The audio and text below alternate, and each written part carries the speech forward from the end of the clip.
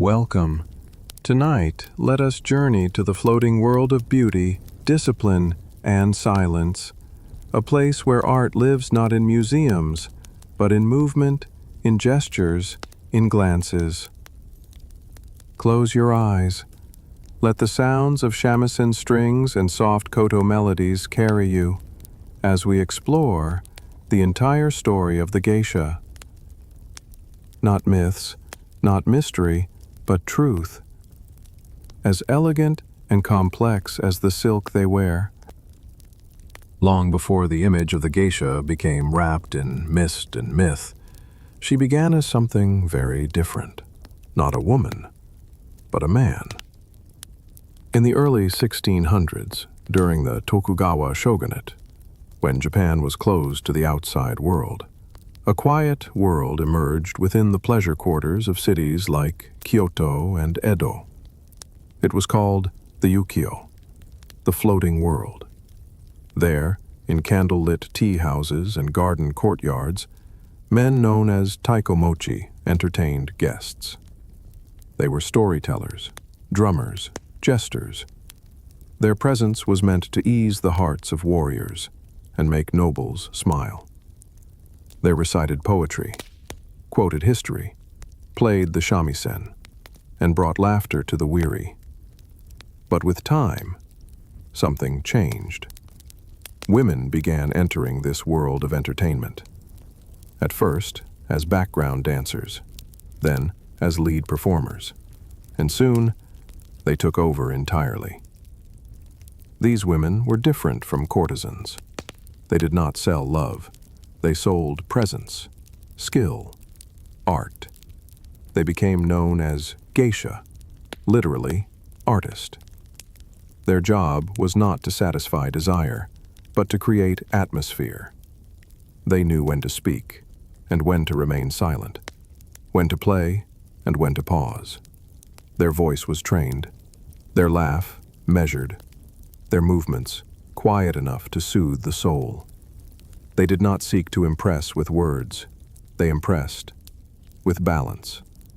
The first female geisha appeared around 1750. In the Yoshiwara district of Edo, modern-day Tokyo, she wore simpler robes than the courtesans, her hair less adorned, but her presence powerful. Men sought her company not for fantasy, but for elegance. By the late 1700s, female geisha had replaced men entirely. They were now the preferred entertainers for high-ranking samurai, wealthy merchants, and travelers, not because of seduction, but because of refinement. A geisha did not need to be loud. She did not chase attention.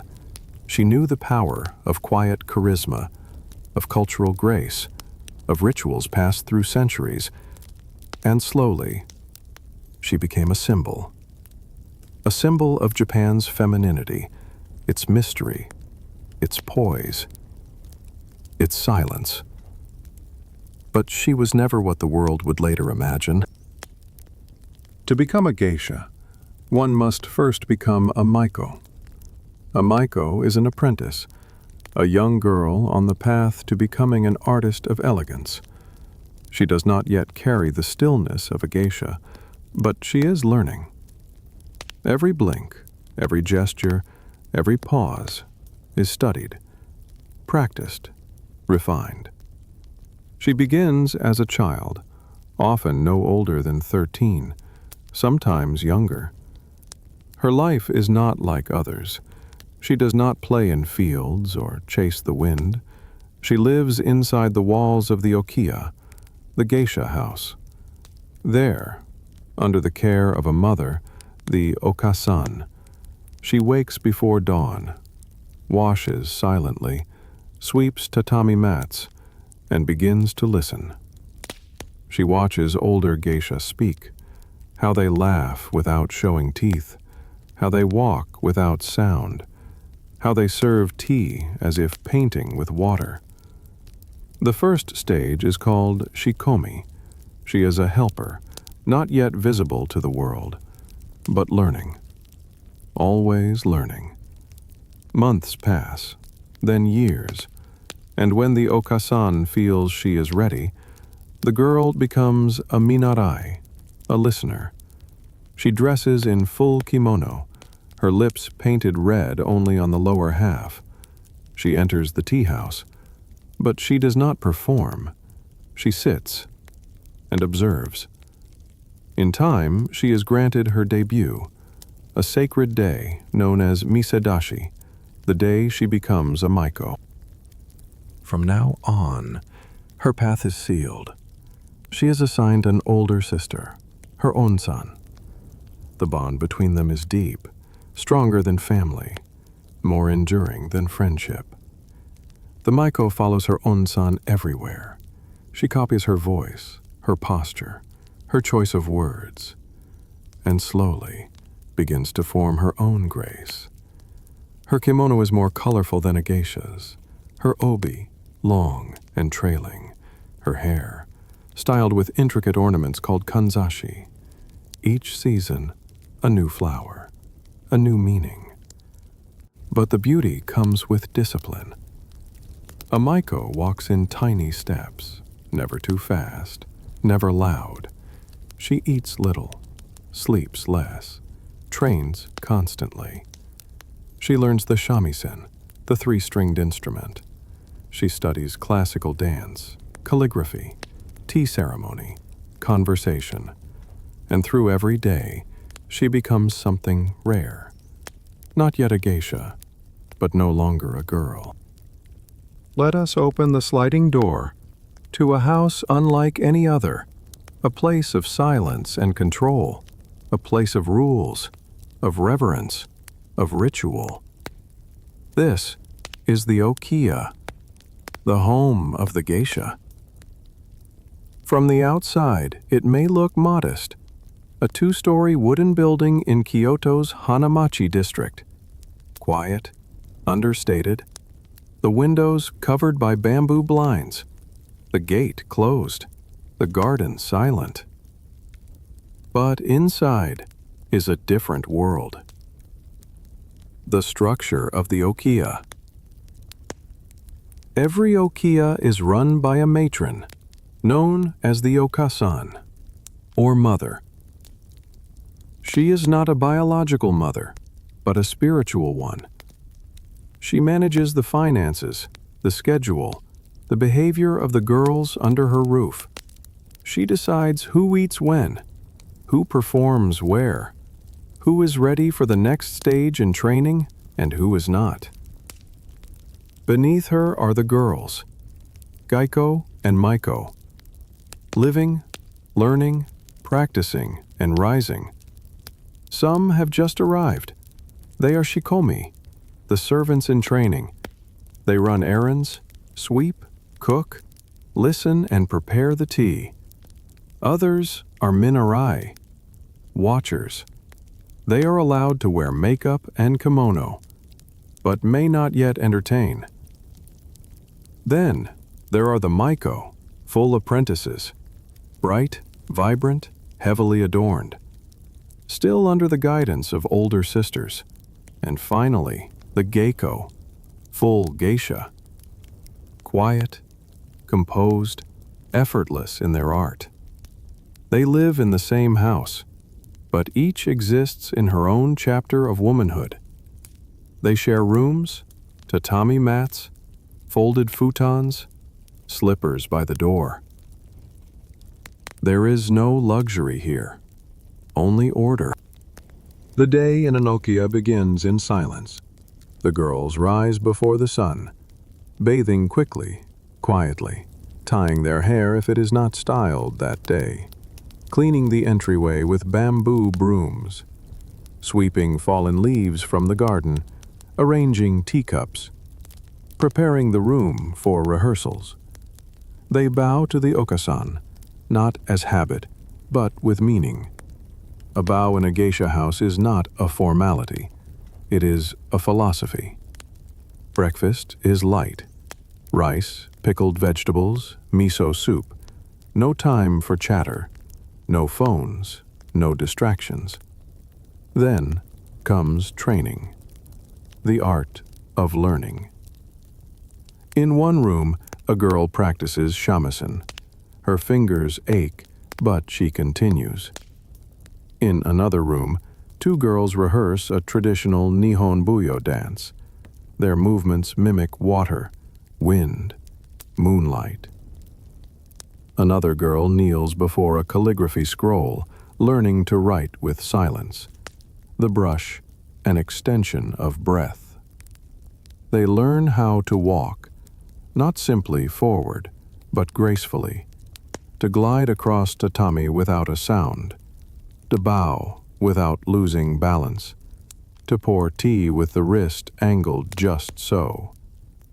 They learn how to speak, not loudly, not quickly, but clearly, with tones that fall like snow. They memorize poems, proverbs, stories of emperors and ghosts. Their voices become tools for charm, for grace, for serenity. One of the most important rituals of the Okiya is dressing. A maiko does not dress herself. Her kimono is vast and heavy. The obi alone, a sash up to 5 meters long, takes experience to tie. She wears at least 4 layers: under kimono, inner sash, outer robe, collar. The hair, unlike a wig, is her own, styled by a professional once every 5 days. She sleeps on a wooden pillow, shaped like a small bridge, to protect the hair. This, too, is a lesson in discipline. Her look changes with the seasons. In spring, cherry blossom pins. In summer, lighter fabrics. In autumn, red and gold leaves. In winter, snowflake patterns and deeper tones. Nothing is random. Every accessory tells time, mood, and rank. The Okiya is a hierarchy, but also a sisterhood. New girls are guided by seniors. They learn not from books, but from watching, imitating, asking. A maiko will shadow her wane-san, her older sister, for months. She walks 3 steps behind her, holds her fan the same way, smiles when she smiles. When the wane-san performs, the maiko takes notes. When the wane-san hosts guests, the maiko listens. When the wane-san is sick, the maiko helps her dress. This is not competition. This is legacy.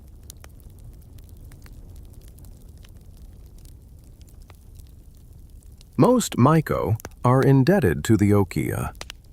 Their training, clothes, and styling are expensive. They do not receive salaries. Instead, their payments go to the house. They slowly earn independence. When they become full gaiko, they may choose to stay or open their own house. But many never leave, because leaving means losing a part of their soul. As day turns to dusk, the Okiya begins to glow. Girls dress slowly, paint their faces in silence. The scent of incense drifts in the halls. By 6 p.m., they walk out, one by one, into the lantern-lit alleys of Kyoto. On their way to the ozashiki, tea parties with patrons, to dance, to play music, to bring beauty to the evening. And the Okiya becomes quiet again, waiting. Like a temple, there exists a world that floats just above reality, not seen, but felt, not built from brick and stone, but from music, laughter, perfume, and shadow. This world is called Ukiyo, the floating world. It was not a place you could own. It had no borders, no maps. It existed in a glance, in a gesture, in a sigh over sake, in the rustling of a silk kimono beneath paper lantern light. A world within the city. The floating world was born during the Edo period, when Japan was closed off from the West. A time of peace, stability, and structure. A time when the Tokugawa shoguns ruled with precision.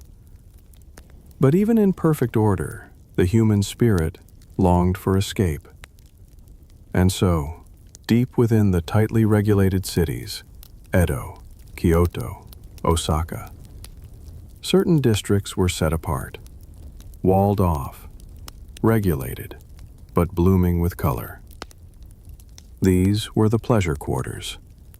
Yoshiwara in Edo, Gyeong in Kyoto, Shinmachi in Osaka. Here, the outside world was forgotten. Inside these quarters, there were ochaya, tea houses, theaters filled with kabuki, calligraphy halls, shamisen schools, and at the center of it all were the geisha. The floating world was not about lust, it was about beauty. Beauty, pursued not through possession, but through perception. To enter it was to leave your name behind, your rank, your debts, even your grief. For a few hours, you were no longer a merchant, or a samurai, or a scholar. You were simply a guest, and you were invited into a performance of perfection. The ochaya, or tea house, was a world of its own. No signs, no advertisements. Only those who were invited knew where to go. A narrow wooden doorway, a paper lantern glowing like the moon, the soft scent of incense curling into the night air. Inside, tatami mats stretched over polished floors, a scroll with a seasonal poem hung on the wall. A flower arrangement, just 3 branches, perfectly placed. Every object had space to breathe. The room was dim, lit only by candles or paper lamps. Voices were low, the atmosphere deliberate, slow, quiet. Then, she entered. Not loudly, not suddenly, but like mist rolling through a valley. A geisha, dressed in layers of silk, hair shining under oil, a fan folded in her hand. Her gaze calm, her steps impossibly small. She bowed, slowly, held the bow longer than expected, then rose. She did not rush to entertain. She poured sake first, for the guests, then for herself. She might begin with a short story, a poem about moonlight and cranes, a joke about a famous shogun, or a ghost tale whispered so gently the candle seemed to flicker. Then she lifted her shamisen. 3 strings, 1 plectrum. Endless emotion. The music began. It was not grand. It was intimate. A song about waiting, a lover's regret, a season changing. Her voice followed, soft, controlled, every note placed like a drop of ink on parchment. Then, she danced. A geisha's dance is not dance as we know it. She does not leap or twirl. She paints emotions in the air. A turn of the wrist is longing. A tilt of the chin is shyness. A glance over the shoulder is farewell. Sometimes she uses a fan, sometimes an umbrella, sometimes only her hands. To watch her is to forget that time exists. In the floating world, time is not measured by clocks. It is measured by mood, the way the light rests on the paper door, the way steam rises from a ceramic cup, the pause before a laugh, the silence after a song ends. Guests are not there to be served. They are there to be enveloped, The geisha does not dominate. She guides. She knows when to speak and when to listen, when to tell a story, and when to refill a cup in silence.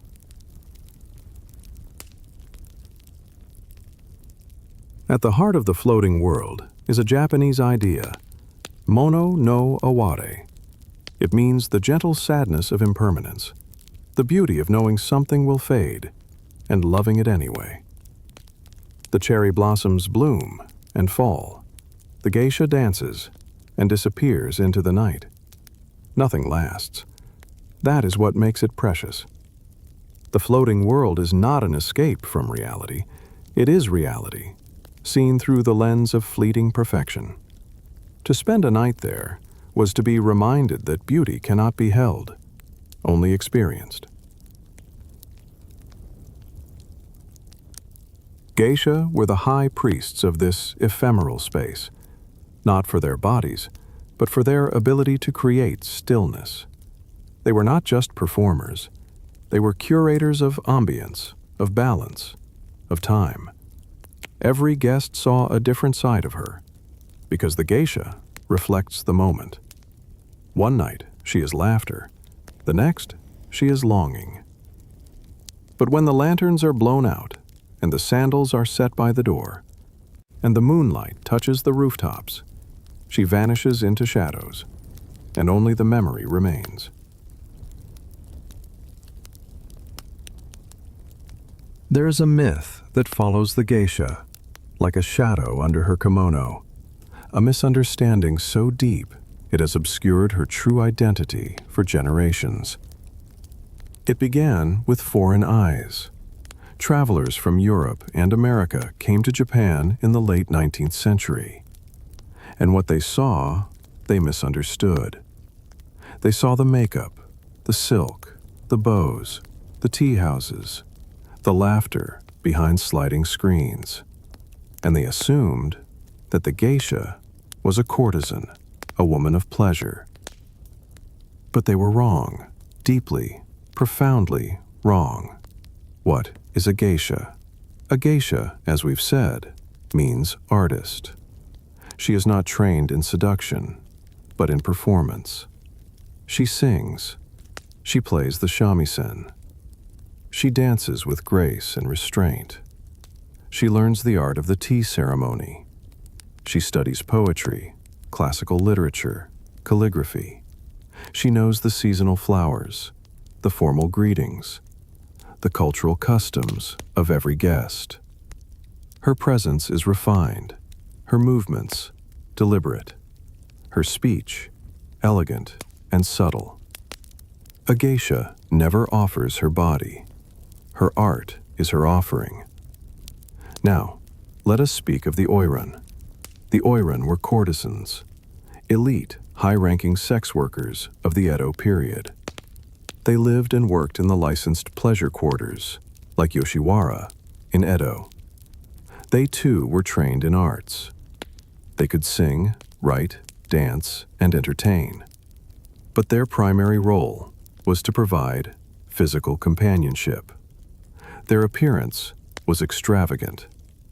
Towering hairstyles with dozens of pins, enormous kimonos worn with the obi tied in front, a key symbol of their trade. They walked in a grand, exaggerated fashion, wearing tall wooden shoes called komageta, often needing assistance to walk. They did not come to their clients. Clients came to them after extensive negotiation and payment. Meeting an oiran was expensive, not because of her body, but because of the ceremony of seduction. Still, unlike the geisha, the oiran was sold. She had no choice in her guests, no power over her contracts. Much of the confusion came during the Meiji Restoration, when Japan opened its ports to foreigners. Western men would attend performances where geisha played instruments and poured sake, and many assumed it was flirtation, when in truth, it was precision. Later, During and after World War II, American soldiers encountered women who called themselves geisha girls. But many of them were not geisha at all.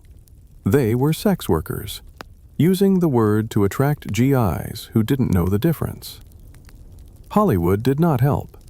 Films like Memoirs of a Geisha, though visually stunning, blurred truth and fiction. They portrayed geisha as women caught in webs of romance, jealousy, and sexual politics. But the reality was slower, calmer, more dignified, more subtle. The life of a true geisha was not about possession. It was about presentation, not about conquest, but about composure. Why the difference matters. You may wonder, why does this distinction matter? Because the geisha represents something rare in any culture. A woman celebrated not for her body, but for her mind, her skill, her artistry. To conflate her with a courtesan is to erase centuries of training, sacrifice, and tradition. It is to misunderstand the very purpose of her presence. A courtesan offers escape through fantasy. A geisha offers awakening through beauty. They both occupy a dream world, but one is based on desire, the other on discipline. The vanishing of the oiran. By the late 1800s, the oiran began to vanish. Their processions became rare. Their brothels closed. The modern world had no place for elaborate ceremonial prostitution. But the geisha remained. She adapted. She refined her role. She became a symbol not of pleasure, but of Japan itself. Today, geisha still walk the lantern-lit streets of Gion, quietly, carefully, carrying 400 years of misunderstood history with every step. The Ozashiki, where the geisha performs. The hour is early evening. The streets of Gion glow with the soft gold of lanterns. A faint mist clings to the rooftops. The stone paths are silent, but not empty. You hear it first, the clack of okobo, the tall wooden sandals worn by maiko. Then you see her, a silhouette moving slowly through the alleyway, a kimono whispering with every step, her figure lit by the paper lamps hanging from wooden beams. She walks toward the ochaya, the tea house. Inside, everything is ready. The ochaya, sacred space of social theater. The ochaya is not a cafe. It is not a stage. It is not a brothel. It is something else entirely. From the outside, it is anonymous. No signs, no windows. Just a wooden door and a single lantern with calligraphy. Entry is by invitation only. No tourists, no strangers. Inside, silence. A hostess bows deeply. Shoes are removed. You step onto tatami. You are led to a small room. Clean, sparse, and elegant. A scroll hangs in the alcove, its brushstrokes soft and flowing. Beside it, a single ikebana flower arrangement, quiet and perfect. Time slows down. You sit on a cushion near a low, lacquered table. The sound of the sliding door behind you.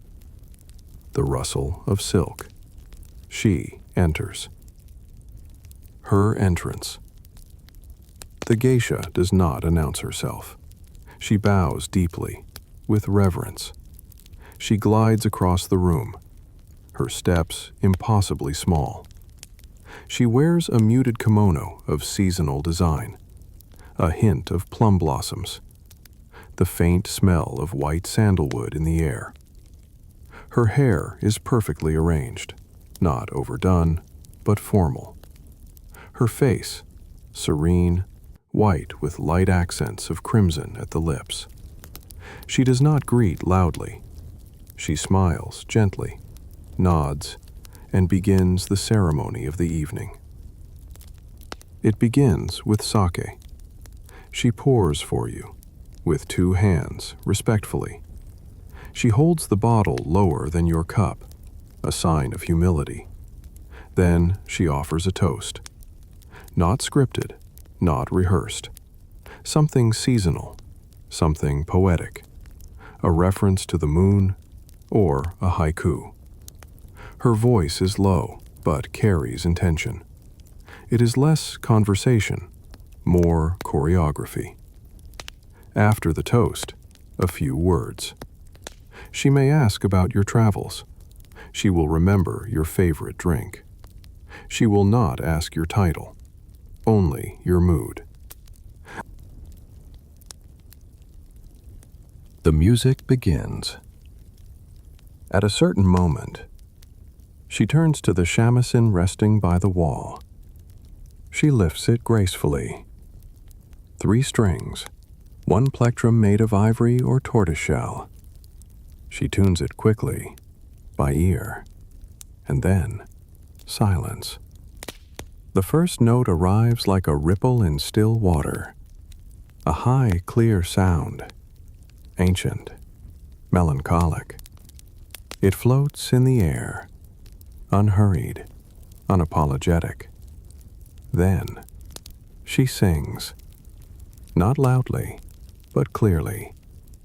The song may be about rain, or a boat drifting under cherry trees, or a distant mountain remembered in youth. You do not need to understand the words. The sound carries the meaning. She does not look at you while playing. She looks downward, focused, composed, still. After music, the geisha rises. She replaces the shamisen on its stand. The hostess dims the lamp. Now comes the dance. It is not a show. It is a poem with arms. She steps forward. Her sleeves move like slow waves. She raises a folded fan, golden, light, fluttering. She opens it and closes it, not with force, but with breath. 1 foot slides forward, a turn, a pause. Her movements are small, but powerful. Every gesture has meaning. When she looks over her shoulder, it is nostalgia. When she lowers her eyes, it is grace. When she holds the fan still, it is invitation. This is not performance. This is presence. After the performance, laughter enters the room. Geisha are not just artists. They are also playful companions. They invite you to play ozashiki asobi, traditional parlor games. You may play kompira fune fune, a handclap rhythm game involving sake cups and quick reflexes. If you lose, you drink. If you win, she smiles and tries harder. You might play tora tora, a gesture-based game like rock, paper, scissors, where players imitate tiger, samurai, or old lady. The room is full of laughter now, but it is never loud. It is light, controlled, refined. As the clock nears midnight, the mood softens. You have not checked your phone. You forgot it existed.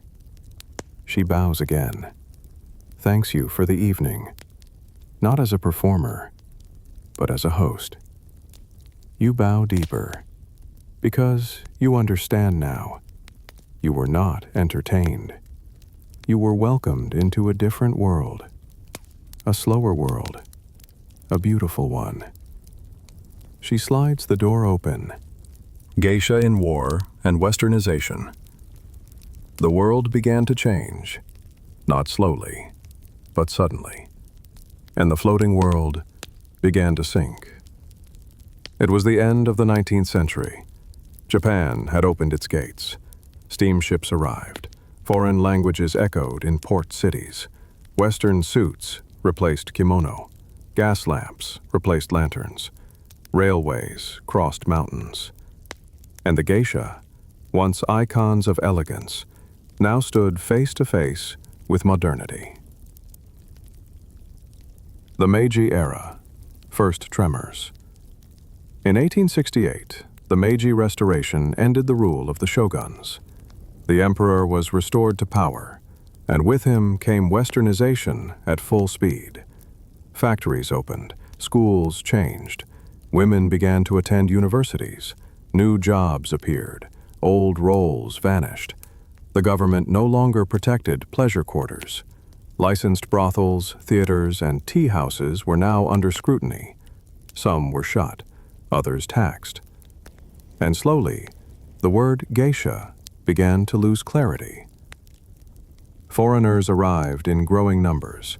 They saw geisha dressed in traditional clothes, entertaining men, and assumed things they did not understand. To them, all women in kimono were exotic. All slow dances were seductive. All bowed heads were submissive. The nuance of the culture was lost in translation. Then came war. Japan entered the Second Sino-Japanese War in 1937, and then the Second World War in 1941. The nation turned to steel, tanks, rations, and soldiers. Everything was sacrificed, including beauty. Most geisha houses closed. Some were converted into hospitals. Others were abandoned. The ochaya became silent. Shamisen strings collected dust. Dances stopped mid-step. Maiko were forced to return home to the countryside. Older geiko went to work in factories, sewing parachutes, assembling weapons. Kimono were traded for uniforms. Perfume gave way to gunpowder. And then, the bombs came. In 1945, after Hiroshima and Nagasaki, Japan surrendered. The country was broken, but not just physically, culturally. The American occupation began, and with it, a wave of soldiers, journalists, and foreign presence never seen before. In cities like Tokyo and Yokohama, local sex workers adopted the name geisha girls to attract Western men. They wore cheap kimono, painted their faces, and sold fantasies. But they were not geisha. They were poor women trying to survive in a destroyed country. Still, the damage was done. For millions of Americans, this was their first image of a geisha, and the myth was born. Hollywood arrived next. In 1956, Tea House of the August Moon introduced a playful, sexualized image of Japanese women. Yet behind this quiet triumph was a cost. The number of geisha shrank dramatically. In 1920, there were over 80,000 geisha across Japan. By 1980, fewer than 2,000 remained. Some girls no longer wanted the strict life. The training was hard, the rules unforgiving, the world faster, and yet the few who remained glowed brighter than ever. They were no longer common, they were rare, and the world began to treasure what nearly vanished. In the late 1990s, one woman changed the world's perception again. Her name was Mineko Iwasaki, the most celebrated geisha of her generation. She trained from the age of 5, debuted as maiko at 15, retired at 29, at the peak of her fame. She performed for the Queen of England, Prince Charles, and Japanese royalty. In 2002, she published her memoir, Geisha, A Life. It told the real story, not of submission, but of empowerment, of beauty, not as currency, but as language, of exhaustion, discipline, solitude, and pride. Through her words, the geisha spoke again, not in whispers, but in truth. Today, in the quiet streets of Kyoto, on certain evenings, if you are lucky, you may still see her, a figure in soft silk, a fan tucked under her sleeve, a shadow passing beneath a lantern. The world has changed, but she has not. She does not resist the world. She outlasts it, because beauty, real beauty, does not vanish in war. It becomes a memory, a melody, a presence. And the geisha is still here. Mineko Iwasaki. The Real Memoirs of a Geisha. She was born in 1949 in Kyoto, into a family that had known both wealth and struggle. Her birth name was Masako Tanaka. She was the fifth of 11 children. At the age of just 5 years old, she was introduced to the world of the okiya, the geisha house. She would later write, "I did not choose to become a geisha. I was chosen." The woman who adopted her, the okasan of the Iwasaki Okiya, one of the most prestigious in Gyankobu, saw in her not only potential, but brilliance. Thus began a life of unrelenting discipline, stunning beauty, and profound inner solitude. The early years, from shikomi to maiko. Little Masako became shikomi at 5, the youngest ever taken into Gion's inner ranks. At 10, she began dance training 6 days a week, ballet-like but rooted in stillness. Traditional Japanese dance demands not motion, but emotion held in restraint. She memorized classical poems. She practiced calligraphy and etiquette. She learned to speak with elegance, but never loudly, to smile without showing teeth, to respond without reacting. At 15, she had her misedashi, the debut ceremony. She took on her professional name, Mineko, Child of the Peak. She was now a maiko, the flower in bloom. Mineko's rise was meteoric. Within just a few years, she became the most requested geiko in all of Kyoto. At her peak, she worked up to 20 ozashiki per night, moving between tea houses in a blur of silk and music. She danced with precision. Her shamisen performances were hypnotic. Her presence was not flirtatious, but captivating, serene, intelligent, radiant. She entertained royalty, Prince Charles of the United Kingdom, Queen Elizabeth II, the Japanese imperial family, dignitaries from Europe, the US, and across Asia. No geiko had ever reached this level of prestige in modern Japan, but prestige had a price. Mineko's schedule was punishing. She worked 6 to 7 days a week, often performed until 2 or 3 a.m., slept 3 to 4 hours a night, maintained her appearance through weekly hairstylings, wore kimono weighing up to 20 kilograms, layered with history. Her daily routine included physical therapy to avoid collapse from strain, endless rehearsals, public functions, emotional balance under constant pressure. She was not allowed to date, not allowed to travel freely, not allowed to cry in public. Her life was beautiful, but not her own. She once said, "I was admired by all and understood by no one." At age 29, Mineko shocked Kyoto and all of Japan. She retired. The most famous geisha of her generation, the woman considered the heir to the entire tradition, walked away. Why? She gave several reasons: lack of healthcare support for working geisha, no retirement system or pensions, even for top performers, exploitative labor conditions despite the okiya receiving most of the earnings, emotional burnout, years without intimacy, privacy, or rest, and, most of all, geisha were no longer respected as artists. We were becoming souvenirs. Mineko chose self-preservation over legacy. She left quietly, but with grace. In the late 1990s, an American author, Arthur Golden, released the novel Memoirs of a Geisha. It became a global bestseller, translated into over 30 languages, later adapted into a Hollywood film. Golden interviewed Mineko under confidentiality. She shared cultural insights and life experiences with him, for research only. But then, he published her name in the acknowledgments and fictionalized her life into a story involving sale of virginity, romantic exploitation, backstabbing between geisha, violence, and abuse. Mineko was furious. She filed a lawsuit against him in both Japan and the United States. What he wrote was not only false, it was shameful. He turned our dignity into entertainment. She later said the book harmed the entire geisha community, especially in Kyoto, where they were once held as national treasures. In 2002, Mineko published her memoir, Geisha, A Life.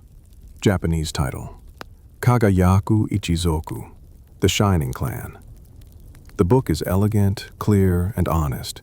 It paints a world of early sacrifice, artistic devotion, familial bonds, silenced suffering, and quiet pride. She shares stories of the physical pain of maiko life, her role in modernizing the geisha system, the power games inside the okiya, and the quiet joy she still found in performance. Unlike Golden's novel, her book had no fantasy, just memory, truth, honor. Mineko Iwasaki is still alive today. She lives in Kyoto. She teaches arts to new generations. She gives interviews, rarely, and only when respect is assured. She never returned to the geisha life. But she never disowned it. She protected it, in her own way, by telling her story. Mineko Iwasaki shattered the myth of the submissive, voiceless geisha. She showed us that behind the painted face is a person, not a doll, not a fantasy, not a metaphor, a real woman, with strength, with pride, with boundaries. And through her, we learn that tradition is not always gentle, that beauty sometimes bruises, but that truth, when spoken softly, lasts forever. Geisha, today, Gion, Kyoto, and the art that remains. In a small alley in Gion, Kyoto's most famous geisha district, a paper lantern sways gently in the wind. The year is not 1800, it is now. The world outside buzzes with smartphones, bullet trains, and digital lives, but inside that alley, the old rhythm still exists. You hear it, the faint pluck of a shamisen, a girl reciting lines from an old poem, a kettle whistling, and footsteps, deliberate, soft, echoing across stone. Yes, geisha still exist, but today they are fewer, and their world, quieter. In the 1920s, there were more than 80,000 geisha across Japan. By the 1970s, there were fewer than 3,000. Today, as of 2020's data, the number of active geiko, full geisha, is estimated at around 1,500 nationwide, with Kyoto having the highest concentration, 150-200 geiko and maiko. Most work in Kyoto, Gion, Pontocho, Miyagawa-cho. Tokyo, Asakusa, Shinbashi. Kanazawa, Niigata, Osaka, smaller Hanamachi. Each district maintains its own registry, ceremonial calendar, and artistic schools. Despite the passing of time, many okiya remain much the same. Young girls still enter the houses at age 15 to 17. Some are daughters of geisha. Others are inspired by documentaries, books, or brief encounters with maiko on Kyoto's streets. Once accepted, the girl lives under the roof of the oka-san. She agrees to years of commitment, training, discipline, with very little pay. In return, she is trained in kyomai, Kyoto-style classical dance, shamisen and tsuzumi, traditional instruments, tea ceremony, conversation and etiquette, seasonal customs and classical language. She will also learn how to walk silently in geta sandals, dress herself in layers of kimono, handle unexpected guests with poise, smile gently even when exhausted. Training is daily. Rehearsals begin in the morning. Performances run into the night. Discipline is firm, but respectful. Modern maiko are still among the most photographed women in Japan. Their bright kimono, elaborate hair, and youthful faces make them instantly recognizable. But behind the appearance is immense labor. Their hair is not a wig, it's real, styled weekly with wax. They sleep on wooden pillow blocks to protect the style. They wear 5+ layers of clothing weighing over 10 kilograms. In summer heat, this can be grueling. Most maiko today debut between ages 15 and 18 after completing junior high or high school. They live in shared rooms under strict curfew. Unlike the past, modern geisha have access to health insurance, legal protection from exploitation, option to leave freely without debt, public education.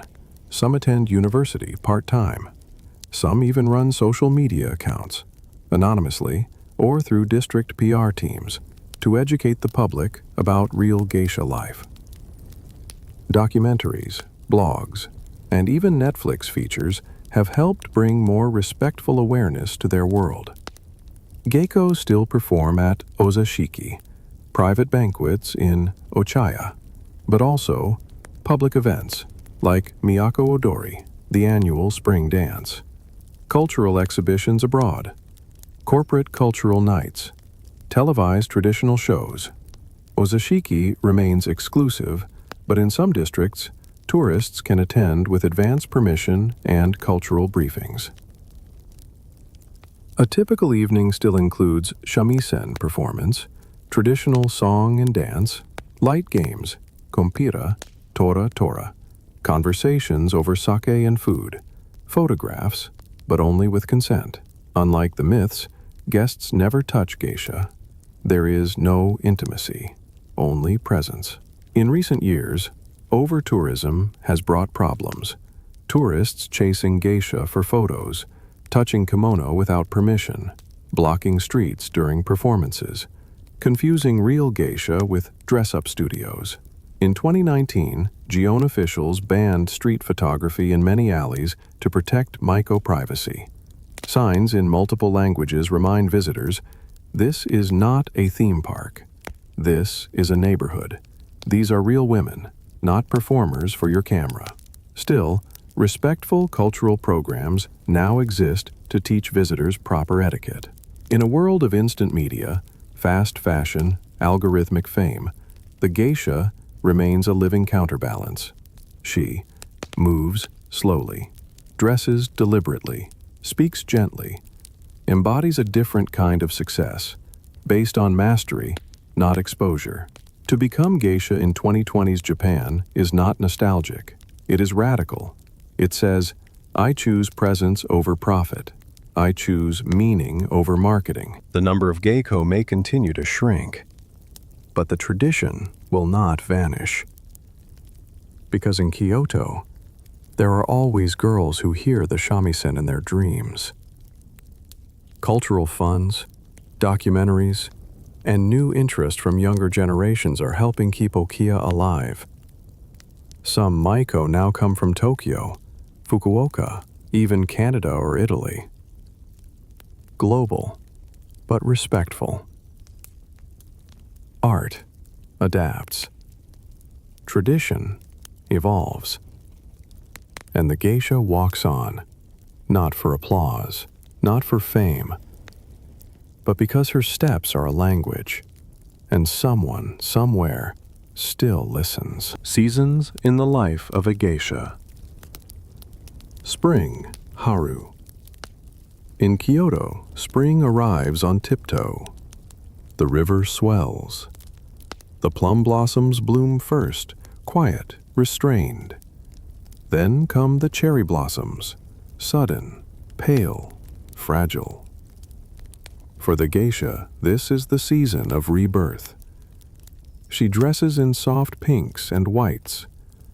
Her hair is adorned with sakura kanzashi, delicate ornaments shaped like falling petals. Each one handcrafted, balanced just so. Some move as she walks, swaying gently like flowers in breeze. Her dances in this season are light. She imitates the flight of butterflies. She becomes the fragrance of new tea. Her steps are filled with hope, but never haste. In March and April, she performs in the Miyako Odori, Kyoto's famed dances of the capital. Every evening for a month, she steps onto a stage covered in pale blossoms. The shamisen echoes through the theater.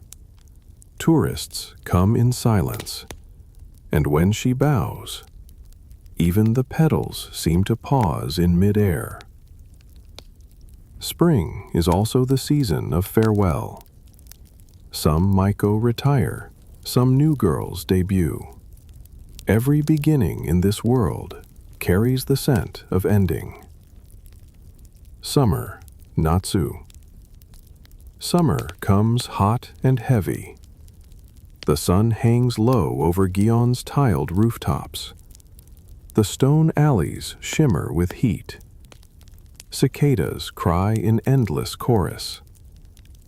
This is the season of survival. The geisha's kimono becomes lighter, made of raw gauze silk, thin and translucent. Her colors shift to cool indigo, light jade, and off-white. She wears bellflower ornaments, slender, calming shapes that mirror wind chimes. She ties her obi higher for airflow.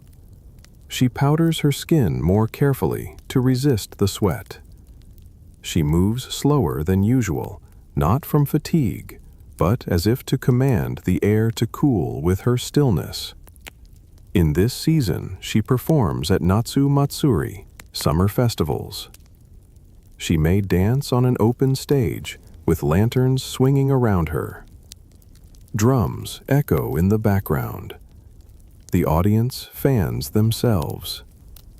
But she never hurries. Her smile becomes a shield against the sun. In private ozashiki, she offers chilled sake. She plays quiet games. She pours tea not with fire, but with grace. Summer is endurance, elegance under pressure, poise beneath the sun. Autumn.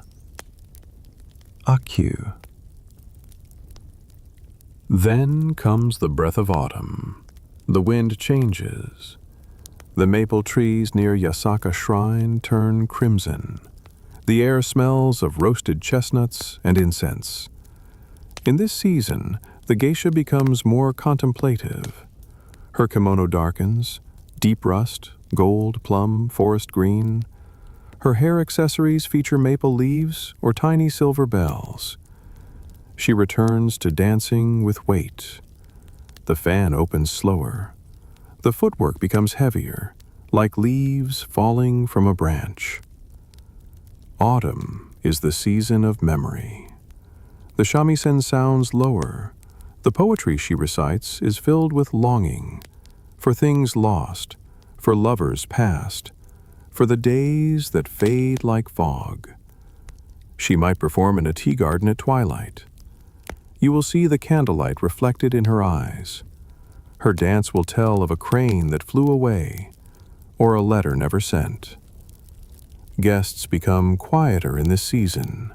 The sake flows slower. Conversations deepen. And in that slowing down, the beauty of impermanence becomes clear again. Winter. Fuyu. And then comes snow. Not all at once. First, frost on rooftops. Then, steam rising from bowls of soba. Then, the soft crunch of snow under geta. In winter, The geisha becomes stillness itself. Her kimono turns to ivory, dark blue, silver, and the red of a hearth.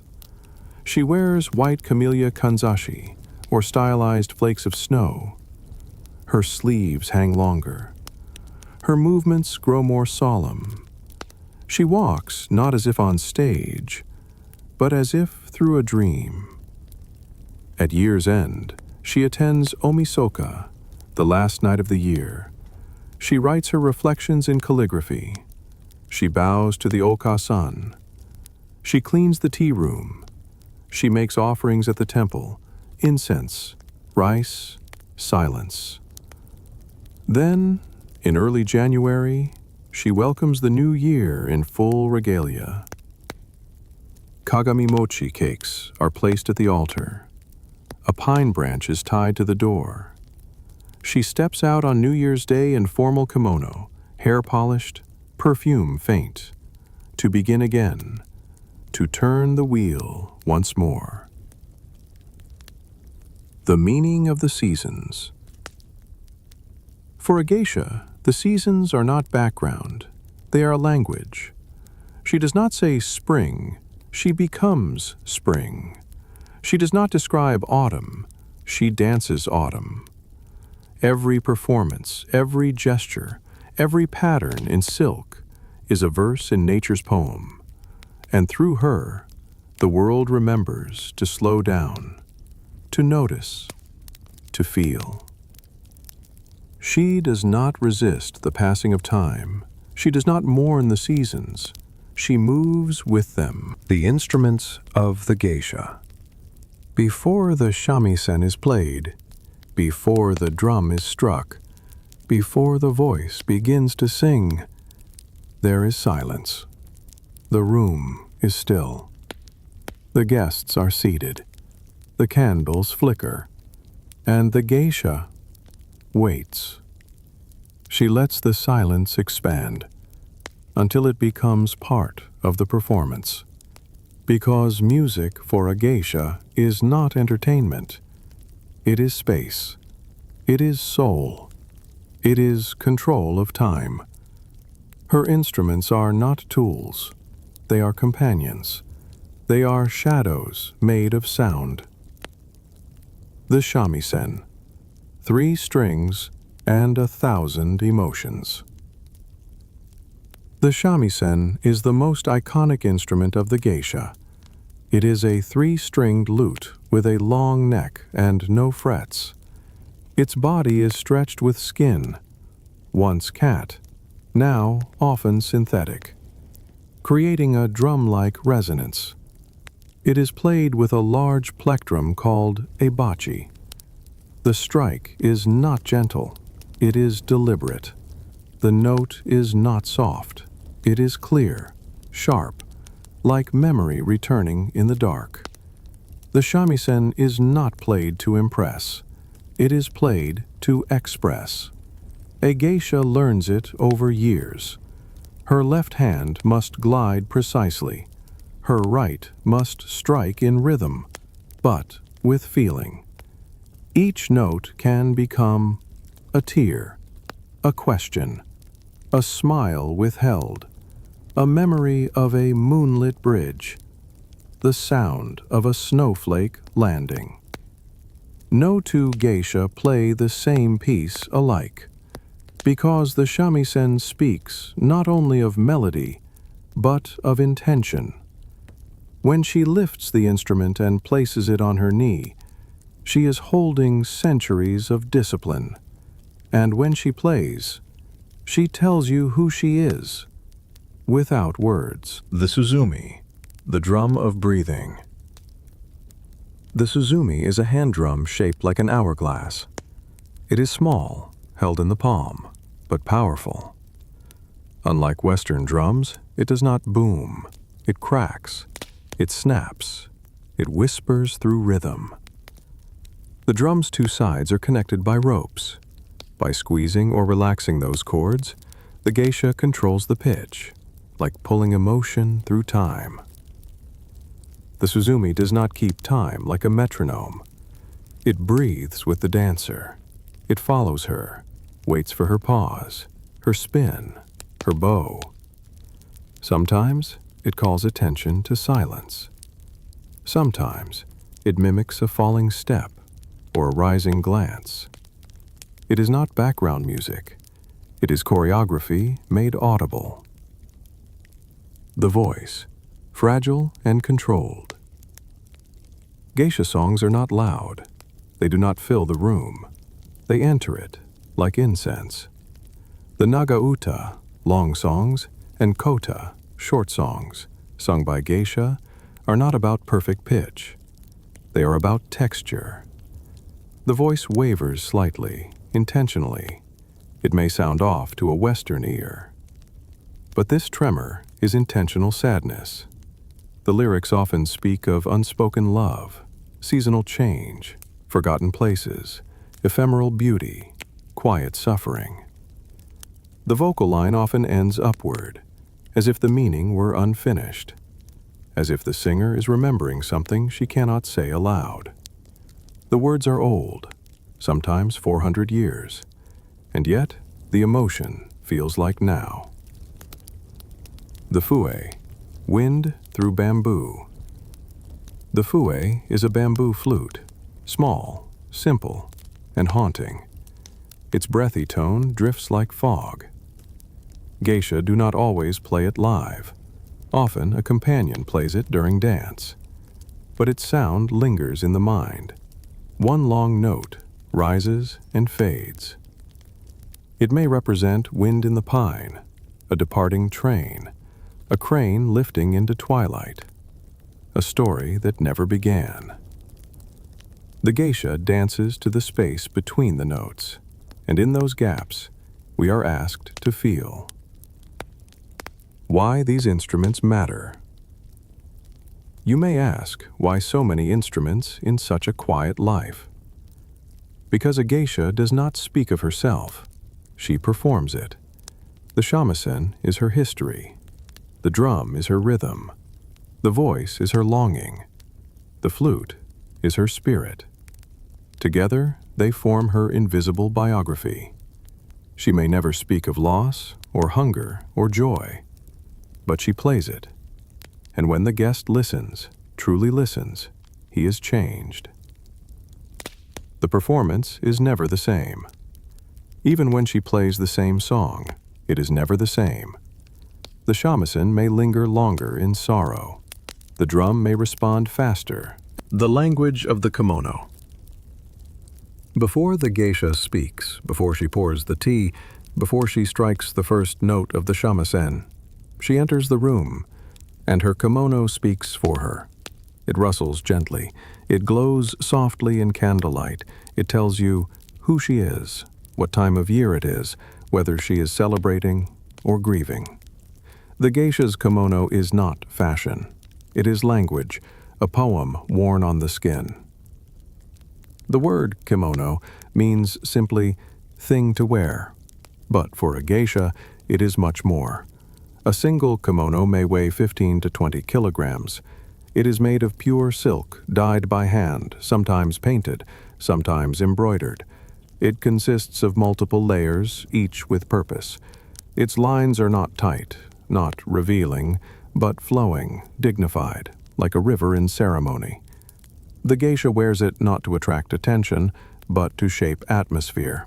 It changes how she walks, how she sits, how she breathes. She becomes her kimono, and her kimono becomes her voice. Every kimono reflects the season. In spring, she may wear pale pinks, soft greens, patterns of sakura, plum blossoms, flowing water. It says renewal, first steps, fragility. In summer, lightweight rose silk, semi-transparent, colors like light blue, indigo, ivory, motifs of wind chimes, flowing fans, dragonflies. It says coolness, calm, grace under heat. In autumn, deep rust, burnt gold, crimson, patterns of maple leaves, chrysanthemums, harvest moons. It says reflection, memory, letting go. In winter, snow white, dark green, navy, ash gray, motifs of pine trees, bamboo, cranes. It says stillness, dignity, resilience. Nothing is random. A misplaced flower out of season is like a wrong note in music, subtle but jarring. The way a geisha wears her kimono also signals status. A maiko, apprentice, wears bright, colorful patterns, long sleeves, furisode, nearly reaching the ground. An obi, sash, that hangs down her back like a tail, often over 5 meters. Bold kanzashi, hair ornaments. High okobo sandals. Exposed collar, red, white, meaning still learning. A geiko, full geisha, wears subtler, more refined tones. Shorter sleeves. A simpler obi, tightly tied and folded. Discreet kanzashi, white collar tucked deep, symbol of mastery. Lower, quieter shoes. Even if they walk side by side, you can read them, like verses in the same poem, at different lines. The obi is the wide sash tied around the waist. It is the center of the outfit, visually and spiritually. It defines her age, status, intention. A maiko's obi is elaborate, long, dramatic. A geisha does not dress herself. It requires an assistant. Sometimes two. The underlayers must be aligned perfectly. The collar must sit precisely at the nape of the neck, revealing just enough, never too much. The folds must be crisp, the back straight. The obi knot symmetrical. The ritual can take 30 to 45 minutes, but it is never rushed. Because dressing is not preparation. It is the first act of performance. Every tug, every breath, every pull of the sash is a brushstroke in a living painting. Each kimono holds history. Some are passed down through generations. Others are custom-made for one performance only. There are kimono for tea, for dance, for formal ozashiki, for seasonal greetings, for mourning, for debut ceremonies, for retirement. And within each one, the past speaks. Sometimes hidden inside the lining is a name stitched in old kanji, a whisper from the woman who wore it before. She walked these same streets, bowed at the same temples, held the same fan. The geisha does not simply wear kimono. She inherits them. The geisha chooses her color palette carefully, not to flatter the face, but to match the mood. Red, not passion but celebration. Blue, not sadness but serenity. Black, not mourning but depth and grace. Gold, not wealth but sunlight on ceremony. Even the lining matters. A flash of crimson when she turns may be the entire climax of her dance. Color is not color, it is emotion, memory, and meaning, made visible. Wearing kimono is not easy. The obi presses against the lungs. The layers restrict steps. The heat can be unbearable in summer. Every movement must be measured, or it will wrinkle. But that is the point. The kimono teaches control. It forces the geisha to move with awareness. It trains the body to become art. When she bows, it is deep and dignified. When she sits, it is centered and still. When she walks, she glides, not from habit but from tension disguised as ease. The kimono is her burden and her halo. At the end of the night, she returns home. She unties the obi. The tension lifts from her shoulders. The silk falls in folds to the tatami floor.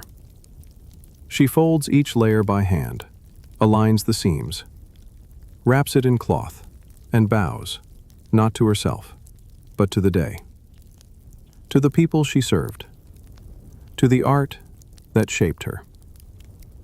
The kimono sleeps and waits